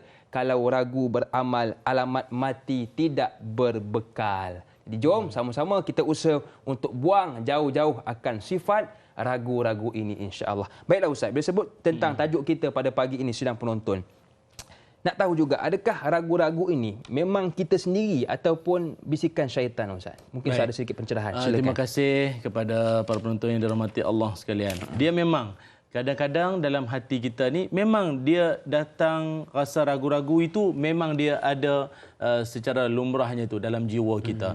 Namun lebih teruk nanti apabila syaitan pula dia memainkan peranan di situ. Dia lebih cucuk lagi untuk kita lebih nak ragu-ragu lagi. Yang mana ragu-ragu yang lebih teruk ialah sampai tahap dia membuatkan kita ragu terhadap Allah Subhanahu Wa Taala pencipta kita. Dalam sebuah hadis Nabi Muhammad sallallahu alaihi wasallam, baginda Nabi menyebutkan, ya'ti syaitanu ahadukum fayaqul man khalaqa kaza, man khalaqa kaza. Kata Nabi, syaitan akan datang dan dia akan membisikkan dan akan mengatakan kepadamu dengan pertanyaan-pertanyaan yang akan meragu-ragukan. Apa dia? Dia tanya pada kita, siapakah yang mencipta ini? Siapa yang mencipta ini? Siapa yang mencipta Allah? Siapa yang mencipta Allah? Dan Allah tu sendiri, barangkali soalan Allah tu sendiri, siapa yang bagi nama tu Allah? Macam-macam soalan. Ataupun kalau jenis soalan-soalan nakal, guru tauhid kita duk ajar, setengah orang kadang datang soalan, dia tanya Allah tu perempuan ke laki-laki, ataupun dia tanya Allah ni boleh tak cipta satu batu yang Allah sendiri pun tak boleh nak angkat. Apa soalan ni? Dia macam soalan orang tanyalah, Ustaz, sembahyang Jumaat hari apa? Sembahyang Jumaat hari apa? Sembahyang Jumaat hari apa? La ilaha illallah engkau. Tapi apa nak buat? Kadang-kadang, sebab itu saya petikkan kembali kata-kata saya tadi, iaitu kata ulama sendiri, jangan kau pedulikan abaikan saja bisikan-bisikan itu semua bila dia datang dalam hati kita. Dia memang, tuan-tuan, secara jujur, tuan-tuan pernah tak dalam hati tuan-tuan ada rasa soalan-soalan tu timbul kadang-kadang, Da'i Hakim, nak pula orang tu ditimpa dengan musibah ujian. Macam sekarang kita diuji Allah dengan penyebaran wabak COVID-19 semua ni. Ada memang orang akan tertanya-tanya, Allah benda kecil, mana Allah? Allah tak tolong ke? Sampai tak boleh pergi buat umrah apa semua, mana Allah? Kan? Ataupun orang tanya, why me? Kenapa saya? Kenapa kami? Memang Tuhan boleh jawab, why not? Sebab itu dalam hal ini, kalau Allah ada terlintas dalam hati ni, boleh ke Ustaz? Kadang orang takut, Ustaz boleh jatuh syirik kalau saya terlintas soalan-soalan tu dalam hati, siapa Allah? Allah tu boleh ke ini tu ini? Maka kata Nabi Muhammad sallallahu alaihi wasallam, ni jawapan ni supaya tuan-tuan tak ragu lagi dah lepas ni. Kalau terlintas soalan-soalan macam tu, apa kata Nabi? Innallaha tajawaza li an ummati ma waswasat bihi suduruha ma lam ta'mal aw takallam. Apa kata Nabi sallallahu alaihi wasallam? Sesungguhnya Allah mengampunkan bagi umatku apa yang diwaswaskan dalam hatinya selagi mana dia sendiri tak buat dan tak cakap. Kan? Dia benda tu kok lalu dalam hati je. Ya Allah ni betul kan, adil lah. Dalam hati je. Dia tak cakap dan dia pun tak buat. Maka dimaafkan. Itu hadis riwayat Bukhari, nombor hadis 2528, hadis sahih. Wallahu a'lam. Baik Ustaz, terima kasih atas pencerahan. Jadi insya-Allah sama-sama kita berdoa kepada Allah Subhanahu Wa Taala agar dibuang akan sifat ragu-ragu ini. Baiklah sedang penonton, kita nak raikan lagi seorang pemanggil di talian. Assalamualaikum, siapa di sana? Waalaikumsalam. Ya. Ustaz Abdullah Osman daripada Seremban.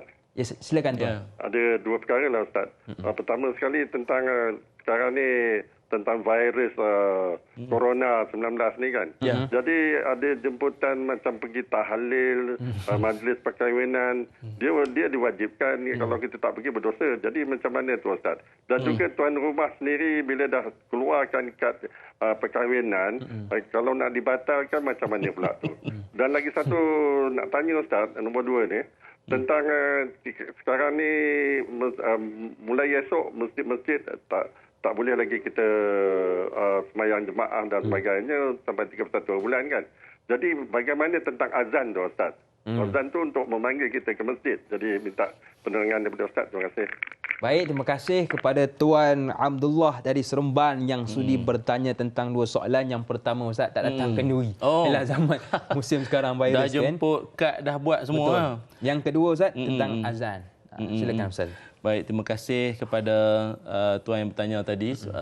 Baik, sekarang ini dalam suasana penyebaran wabak yang sedang berlaku sekarang ini, kita telah pun diumumkan oleh Perdana Menteri sendiri dan pemerintah kita, kerajaan kita telah pun mengumumkan untuk masing-masing jaga diri dan masing-masing untuk lebih untuk menangguhkan program-program yang bersifat beramai-ramai ni.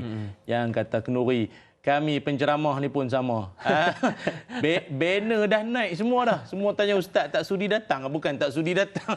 Virus datang nanti macam mana? Na'udzubillah min zalik. Jadi kita akur. Ingat salah satu daripada sifat orang beriman ialah redha biqada'illah, kata ulama. Tanda orang beriman, dia redha dengan ketentuan daripada Allah. Kita terima, kita akur sajalah. Apa nak buat kan? Cumanya dalam usaha muamalah kita tetap kadang-kadang kena berlangsung juga. Arahan supaya kita untuk tak beramai-ramai berimpun beramai-ramai ini sebenarnya adalah untuk demi nak menyelamatkan maslahat yang jauh lebih besar. Betul. Sebenarnya ya. Sebab itu kita ni kalau macam dalam Islam sendiri Nabi sebutkan kalau ada orang tu dia terlibat dengan wabak atau affected ke apa sebagainya pun, maka kena jaga jarak kita. Bukan setakat jaga jarak anda di lebuh raya saja, jaga jarak anda betul kan. Jarak kita dengan orang yang kena jangkitan tu pun ada jarak dia. Berapa? Dalam hadis Nabi sebut jarak kita dengan orang yang dah kena.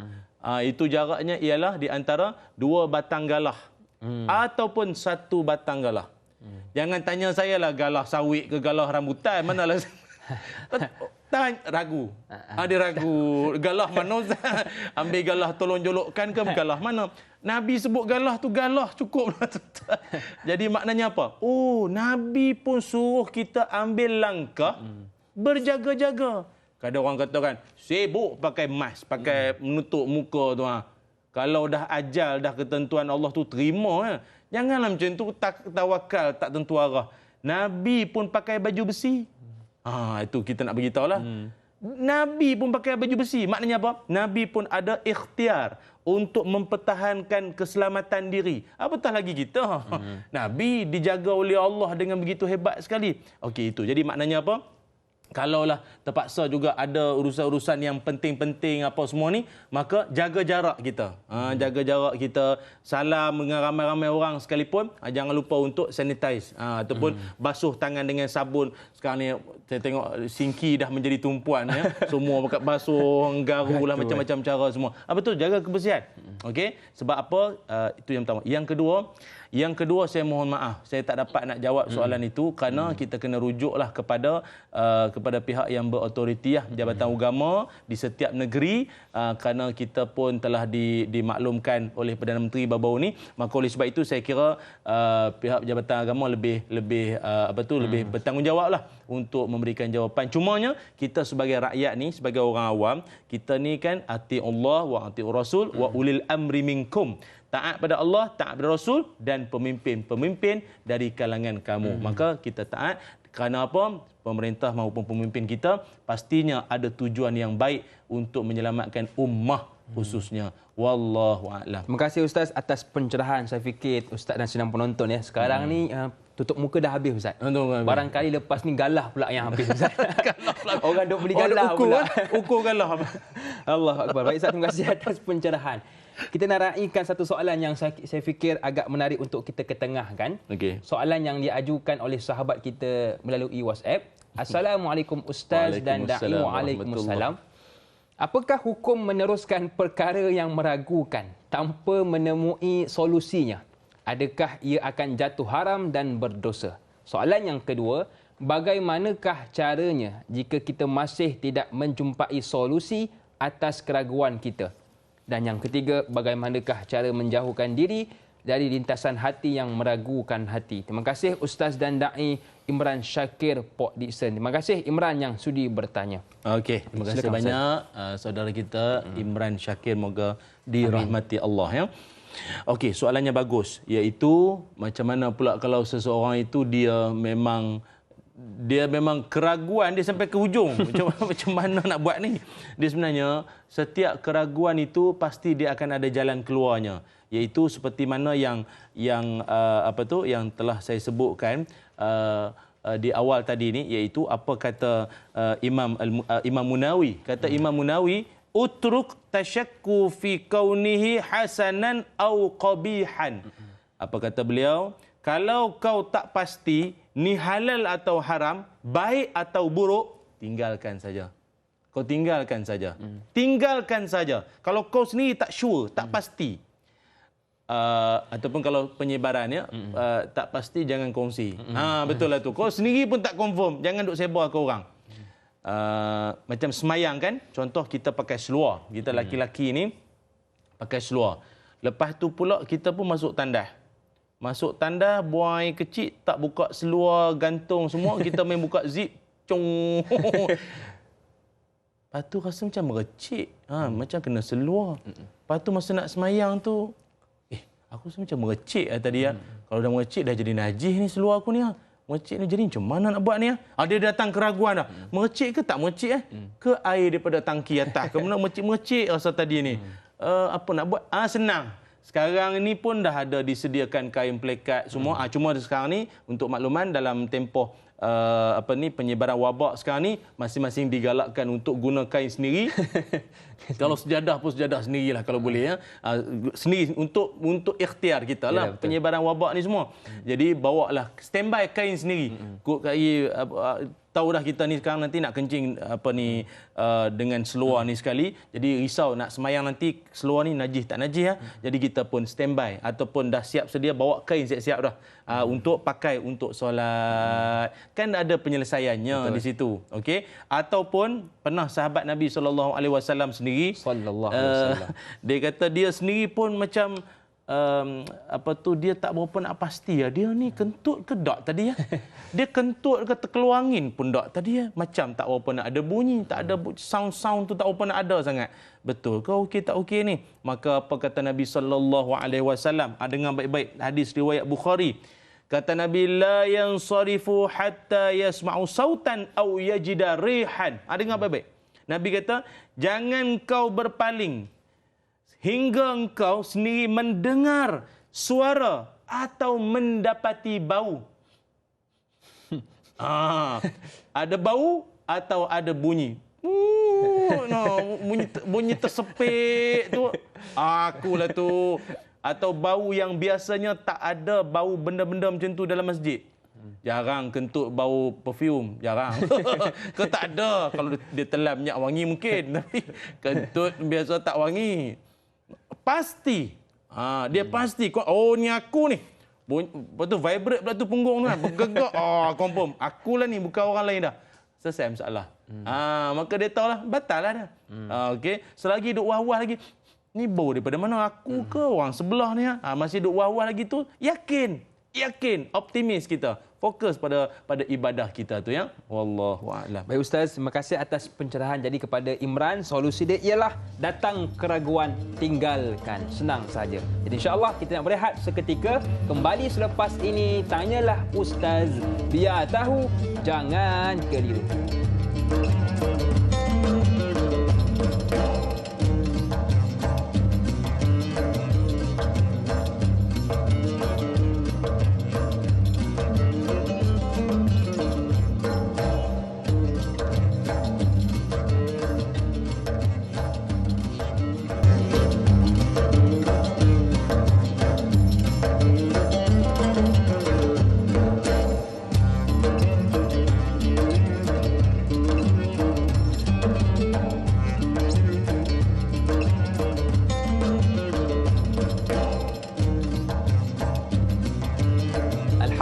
Terima kasih kepada anda sedang penonton yang masih lagi sudi bersama dengan kami.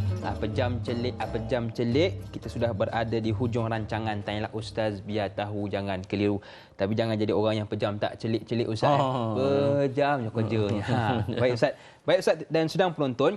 Saya fikir ada satu soalan yang menarik untuk kita ketengahkan. Soalan yang diajukan oleh sahabat kita bernama Farhan dari Kota Baru, Ustaz. Orang Kelantan bertanya, Assalamualaikum Ustaz dan Da'i. Waalaikumsalam. Saya ingin bertanya, bolehkah kita amalkan zikir-zikir, doa-doa yang diajarkan ustaz-ustaz di dalam YouTube? Saya kadang-kadang ragu-ragu nak amalkan. Takut-takut ajaran yang bid'ah. Mohon pencerahan Ustaz. Terima kasih Ustaz dan Da'i. #biar tahu, jangan keliru. Saya Farhan dari Kota Baru, Kelantan. Terima kasih kepada Farhan yang sudi bertanya. Silakan Ustaz. Baik, terima kasih banyak sahabat kita yang menanyakan soalan orang Kelantan jauh mari nelipong tu. Nelipong pula. WhatsApp. WhatsApp. Terima kasih banyak. Sebenarnya kalau kita perasan sekarang ini terlalu banyak sekali platform untuk kita mendapatkan ilmu-ilmu. Sekarang kalau dulunya televisyen, radio, dan sekarang ni kita ada media baru iaitu media sosial sendiri, sama ada YouTube atau kawan-kawan kita Indonesia Pak ngomongnya itu YouTube apa semua ni kan. Jadi macam mana cara kita nak mengenal pasti apa yang diajarkan itu sahih ke maupun menyimpang ke, tak betul ke dan sebagainya. Kan? Paling penting sekali macam ni. Kita dalam menuntut ilmu, kita jangan berguru satu orang. Betul. Kebanyakan ajaran-ajaran sesat berpunca daripada berguru dengan seorang dan taksub dengan guru tersebut. Itu paling bahaya. Ramaikan guru. Ulama-ulama kita dahulu, tuan-tuan semua, hampir memiliki kadang-kadang satu orang mereka ni, ulama-ulama dulu, kadang-kadang sampai 200 ke 300 guru yang mereka berhadapan. Yang talaqi, yang duduk, yang belajar semua. Ratus. Kita, Allah. Tak boleh. Sebab tu jangan hanya tonton Tanyalah Ustaz saja. Lepas tonton Tanyalah Ustaz, pergilah berjumpa dengan Ustaz. Dan belajarlah dengan Ustaz. Mana belajar lagi? Dalami lagi. Jangan pegang apa yang saya cakap saja. Belajar lagi. Supaya apa? Hati kita terbuka dengan pelbagai pandangan. Sebab itu ulama' dulu, kata Ibnu Abi Laila, aku sendiri kalau bertemu dengan 120 orang sahabat Nabi dari kalangan Ansar, kalau aku sendiri iza suila ahaduhum anil masalah, kalau aku tanyakan satu soalan masalah pada dia, dia akan lemparkan soalan tu pada orang lain. Oh, minta maaf lah, tanya orang lain lah. Oh, tak apa-apa nak ni sangat, tanya orang lain lah. Tanya orang lain pula, maaf, tanya orang lain lah. Masing-masing bukan apa, gerun untuk nak memberikan jawapan. Risau kalau nanti menimbulkan kekeliruan dalam masyarakat. Cumanya ataupun bahasa kita tak tahu nak jawab, cakap je wallahu a'lam. Itu pun dapat menyelamatkan. Cumanya kalau bab zikir, berbalik pada soalan tadi sahabat kita, zikir-zikir yang diajar ni saya boleh cadangkan. Kalau dalam pengamalan zikir harian kita, boleh rujuklah beberapa kitab ataupun sebagai contoh kitab Al-Azkar. Al-Azkar Imam An-Nawawi rahimahullah. Kitab Al-Azkar menghimpunkan hadis-hadis maupun doa-doa zikir Nabi Muhammad sallallahu alaihi wasallam, juga bagi yang memang duk amal dah al-ma'thurat, sama ada sughra maupun kubra. Al-ma'thurat susunan oleh Imam Syahid Hasan Al-Banna, menghimpunkan doa-doa zikir-zikir Nabi sallallahu alaihi wasallam pagi dan petang, asbahna maupun amsayna. Kan kita baca-baca tu kan. Itu bagi saya itu kita lebih yakin. Ada depan mata dan ada rujukan yang sahih, yang tepat, dan tak ada, mudah-mudahan, dan tidak ada keraguan di situ kerana dikarang, ditulis oleh ulama yang muktabar. Wallahu a'lam. Baik Ustaz, terima kasih atas pencerahan. Jadi kepada anda, kalau nak tengok YouTube tak ada masalah, cuma semak dan sahkan dengan guru kita. Betul. Ialah sebab kadang-kadang bahasa Arab ni kalau tertukar baris, tertukar huruf, akan lari maknanya. Jadi insya-Allah teruskan berguru. Saya tambah sikit dan yakin, maaf ya. Kalau tengok YouTube pula, YouTube juga. Kok ngapain ini? Gini, kalau tengok YouTube sekalipun, pastikan kadang-kadang kalau guru tersebut satunya mendapat iktiraf daripada Jabatan Agama maupun tauliah apa satu. Yang keduanya, YouTube tu kan kita boleh tengok daripada guru-guru daripada negara-negara luar. Kan? Pastikan pandangannya itu selaras dengan apa yang telah dibawa oleh Malaysia sendiri dalam konteks Malaysia. Memang penceramah tu mufti, tapi dia mufti negara mana? Kena pastikan dulu. Sebab apa? Fatwa maupun seorang mufti ni, dia akan berdasarkan waqi', berdasarkan situasi semasa negara tersebut. Kan? Situasi tentang zakat, tentang tak sama setiap negara itu. Maka rujuklah apabila dah dengar pandangan daripada luar, maka rujuk kembali mengikut pandangan kita di Malaysia ini. Mudah-mudahan kita dihindar daripada was-was yang melampau ini ya. Baik Ustaz, terima kasih atas pencerahan. Nak tanya juga Ustaz tentang hari ini kadang-kadang orang datang belanja Ustaz. Tapi tak kenal pun. Kata-kata dia ni tambah ustaz pula betul. Kan. Tengok gaya macam kerja pun tak tahu kerja apa. Jadi adakah boleh kita makan belanjaan dia Ustaz? Silakan. Okey. Panjang juga jawab. Saya ringkaskan begini ya. Saya petik daripada pandangan Imam Al-Ghazali rahimahullah. Imam Ghazali menyebutkan kita ini dalam soal nak menghindari maupun berjaga-jaga terhadap perkara syubhah ni begini. Ada 4 perkara. Ada 4 perkara ya, dengar baik-baik ya. Pertama sekali. Sekali. Tu tanda-tanda siaran nak habis dah tu. Pertama sekali. Petanda Allah Akbar. Bukan petanda ragu-ragu, bukan ragu-ragu, garu-garu. Pertama sekali ialah kata Imam Al-Ghazali, jika semua sumbernya haram dan kita pun memang tahu dia ni penyamun. Tanya dia, orang kata, "Uish, banyak nak belanja hari ni." Inilah yang aku rompak kedai semalam ni, duit ni ya. Aku belanja kau ketam salted egg punya ni. Celup tepung ni. Aku yang rompak malam puas hati aku. Maka tinggalkanlah. Tak payahlah. Dah memang tahu. Betul. Terang-terang. Maka hukumnya haram. Tak boleh. Yang keduanya, jika dia bercampur, macam saya sebutkan di awal tadi, siang dia kerja pejabat, malam dia buat benda haram. Dia kerja benda haram. Sumber pun sumber haram. Memang betul kompon-kompon haram ni. Maka setengahnya menyebutkan yang boleh makan sekalipun. Kalau dia nak belanja sekalipun, paling-paling pun hanya orang miskin. Bagi orang yang berduit, tak payah. Hindari. Kau dah banyak duit, kau nak juga duit penyamun ni ke apa? Tak payah. Kalau yang orang yang paling miskin, paling susah sekalipun, dan dan tak tahulah orang tu macam mana maka dibolehkan. Yang ketiganya, orang yang banyak baik daripada tak baik maka dibolehkan juga. Maksudnya kita pun taklah berapa kenal dia sangat. Tapi yang kita tahu dia ni kadang-kadang ada juga tu macam dalam bisnes dia tu macam ada sama-sama sikit. Tapi secara umumnya kita tahu dia ni semayang, zakat bayar, sedekah dengan orang tua, semua hukum Tuhan ni dia jaga. Cuma kadang-kadang dia ada kona-kona sikit-sikit di situ dan kita pun tak tahu sangat. Cakap-cakap orang khabar angin, wallahu alam betul ke dia buat ni, maka itu boleh. Kan? Dan yang keempat, jika kita langsung tak tahu dia ni punya latar belakang. Kadang kan macam hatta saya sendiri tengah duduk makan. Banyak terima kasihlah para penonton yang pernah belanja saya makan. Terima kasih banyak. Tapi kebiasaan orang yang bayar time saya makan tu, yang saya makan time tu biasanya roti kosong, air suam. Banyak orang belanja time tu. Kambing jarang belanja. Ketam jauh sekali. Jadi kalau nampak saya makan ketam lepas ni, tolonglah.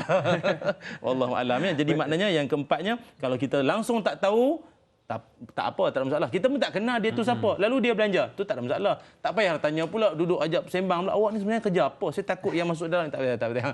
Cukup setakat itu. Islam itu mudah. Jangan kau mempersulitkan. Allah. Baik Ustaz, terima kasih atas pencerahan. Jadi kalau ada orang belanja, tengoklah 4 kategori tadi. Yang pertama, sumber haram. Kalau semua haram dan tahu penyamun, maka tinggalkan. Yang kedua, jika bercampur, pagi mengajar, malam part time mencuri. Contoh, jangan juga. Dan yang ketiga, baik dari banyak keburukannya, maka dibenarkan. Dan yang keempat, tak tahu langsung, maka teruskanlah.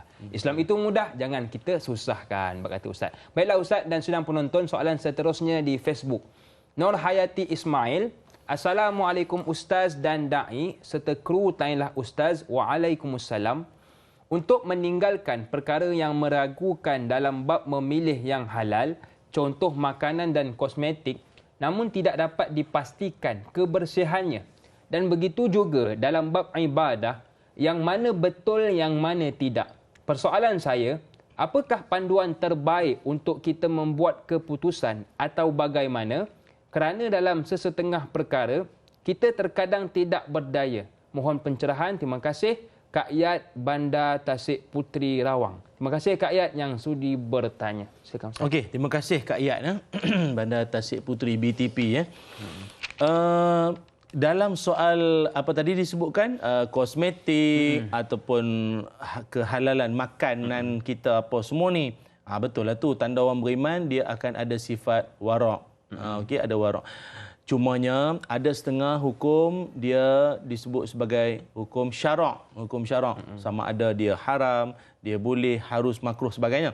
Tapi ada satu lagi hukum disebut hukum warak. Warak. Maknanya dia mengambil jalan untuk hindari, menghindari. Kalau benda tu meragukan, maka dia akan, kita sebut kembali pada hadis tadi, da'ma yaribuka. Tinggalkanlah apa yang meragukanmu. Termasuklah alat-alat kosmetik. Kalau dia tak mendapat pensijilan halal sekalipun, KKM pun tak lepas, semua tak payahlah merosak muka kan. La darar wala dirar. Jangan kau merosak apa ni dan mudarat dan memudaratkan kan. Jadi maknanya pastikan yang halal baru beli, pastikan yang benda itu mendapat pengiktirafan kita punya ni, maka barulah. Kadang-kadang orang kata Allah, kalau nak dapat tu semua mahal. Tu yang saya ambil hak murah ni. Jangan. Sebab syurga itu mahal. Syurga itu mahal, kita nak sebutkan. Al-jannatu, syurga itu sendiri, pagarnya itu adalah bil makarih, dengan kepayahan. Kan, jadi maknanya dalam hidup ni nak cari yang baik-baik memanglah sukar sama sekali. Maka kena jaga unsur itu semua. Dan apakah kita punya cara untuk kita nak jaga diri kita keluar daripada ni semua? Kalau berlakunya keraguan, macam saya sebutkan tadi, ada banyak kaedahnya. Pertama, rujuk pada Quran maupun hadis. Kemudian rujuk pada guru, fasalu ahla zikri in kuntum la ta'lamun. Tanyalah pada ahli yang pakar jika kau tak tahu satu perkara. Kedua, yang ketiganya dah rujuk apa semua, ataupun kadang-kadang sampai satu ketika tu kita sendiri pun boleh ke tak boleh maka kata yang saya sebutkan tadi dalam hadis tu, istafti qalbak, mintalah fatwa daripada hatimu sendiri dengan syarat hatimu bersih. Hatimu bersih. Kerana hati bersih, dia akan bimbing kita untuk ke jalan kebaikan. Sebab hati kita kan ada kecenderungan. Alhamaha fujuraha wa taqwaha. Ilhamkan dalam hati kamu semua ini ada kemaksiatan dan juga ada ketakwaan, kecenderungan ke arah yang baik. Wallahu a'lam. Baik Ustaz, terima kasih atas pencerahan. Saya fikir kenyataan Ustaz tadi sebagai kesimpulan kepada tajuk kita pada pagi ini, sebab kita sudah kesuntukan masa, dan mungkin Ustaz ada sedikit doa ringkas sebagai penutup program kita pada pagi ini. Baik. Silakan Ustaz. Saya simpulkan sikit. Orang pernah tanya Luqmanul Hakim, bagaimana nak jadi manusia cerdik? Kata beliau, amalkanlah 3 perkara. Kata Luqmanul Hakim. Pertama, sidqul hadis, bercakap benar. Yang kedua, wa adaul amanah, menunaikan amanah tanggungjawab. Yang ketiga, wa tarku ma la ya'ni, tinggalkan segala perkara yang tidak penting. Tinggalkan benda-benda yang laro-laro, lalai semua ni, tinggalkan. Mudah-mudahan itu menjadi perkara yang menyelamatkan kita daripada perkara syubhah, lebih-lebih lagi yang haram, dan dapat menyelamatkan kita, insya-Allah, paling penting masuk ke dalam syurga Allah. Amin. Ya Bismillahirrahmanirrahim. Allahumma salli ala sayyidina Muhammad wa ala ali sayyidina Muhammad. Allahumma inna nas'aluka ilman nafi'a wa rizqan tayyiba wa amalan mutaqabbala. Ya Allah, ampunkanlah dosa-dosa kami. Ampunkanlah dosa-dosa kedua ibu bapa kami, ya Allah. Ya Allah, Allahumma inna nas'aluka ilman nafi'a wa rizqan tayyiba wa amalan mutaqabbala. Ya Allah, kurniakanlah kami ilmu yang bermanfaat, rezeki yang baik, dan amalan yang diterima. Allahumma inna na'udzubika minal baras wal junun wal juzam wa min sayil asqam. Ya Allah, kami berlindung padamu, ya Allah, daripada penyakit sopak, penyakit gila dan kusta, dan juga kami berlindung daripada segala penyakit dan wabak yang berbahaya. Ya Allah, peliharalah kami seluruhnya, ya Allah, ya Zal Jalali wal Ikram. Ya Allah, peliharalah jua hati kami daripada was-was, daripada keraguan-keraguan yang melampau merosakkan jiwa kami angkara syaitan. Ya Allah, peliharalah kami, kepadamu lah kami memohon pertolongan dan bantuan dan perlindungan, ya Allah, ya Arhamar Rahimin. Wa sallallahu ala sayyidina Muhammad walhamdulillahi rabbil alamin. Amin amin ya rabbal alamin. Terima kasih kepada guru kita yang sudi berkongsi ilmu dengan kita pada pagi ini. Akhir kata, Masjid Negeri Seberang Jalan, jalan besar sibuk selalu. Sabar mencari hikmah tauladan, iman mekar menghapus ragu. Saya Da'i Hakim, senyum nampak gigi, ada rezeki. Jumpa lagi. Assalamualaikum warahmatullahi wabarakatuh.